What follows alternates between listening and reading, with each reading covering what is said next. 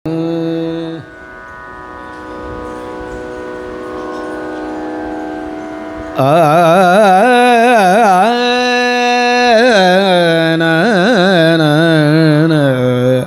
திருமுறை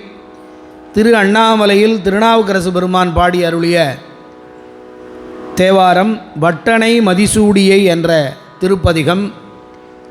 இந்த ஐந்தாம் திருமுறை முழுக்க சந்த அமைப்பிலே நாம் பாராயணம் செய்யும் முறைமை இந்த ஒரு பதிகத்தை ஒத்ததே. வட்டனை மதிசூடியை வானவர் சிட்டனை திரு அண்ணாமலையனை இட்டனை இகழ்ந்தார் புறம் மூன்றையும் அட்டனை அடியேன் மறந்துய்வனோ வாணனை மதிசூடியை வாணனை மதிசூடிய மைந்தனை தேனனை திரு அண்ணாமலையனை ஏனனை இகழ்ந்தார் புறமூன்றைத ஆனனை அடியேன் மறந்துய்வனோ மத்தனை மதயானை ஊரித்தயம் சித்தனை திரு அண்ணாமலையனை முத்தனை முனிந்தார் புறமூன்றைத அத்தனை அடியேன் மறந்துய்வனோ காற்றனை கலக்கும் வினை போயர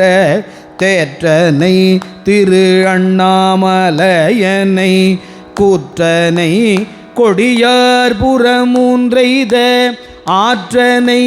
அடியேன் மறந்துய்வனோ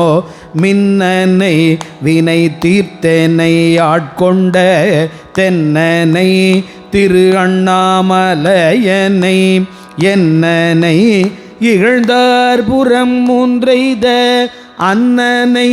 அடியேன் மறந்துய்வனோ மன்றனை மதியாதவர் வேள்வி மேல் சென்றனை திரு அண்ணாமலையனை வென்றனை வெகுண்டார் புறமூன்றையும் கொன்றனை கொடியேன் மறந்துய்வனோ வீரனை விடம் உண்டனை விண்ணவர் தீரனை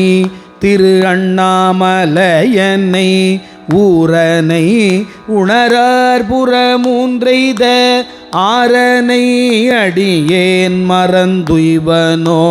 கருவினை கடல்வாய் விடம் உண்டயம் திருவினை திரு அண்ணாமலையனை உருவினை உணரார் புறமூன்றைத அருவினை அடியேன் மறந்துய்வனோ அறுத்தனை அரவு ஐந்தலை நாகத்தை திருத்தனை திரு அண்ணாமலையனை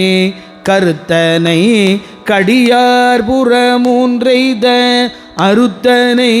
அடியேன் மறந்துய்வனோ அரக்கனை அலர விரல் ஊன்றிய திருத்தனை திரு அண்ணாமலையனை இரக்கமாயன் உடல் உரு நோய்களை அறத்தனை துரத்தனை தொண்டனேன் மறந்துய்வனோ துரத்தனை தொண்டனேன் மறந்துய்வனோ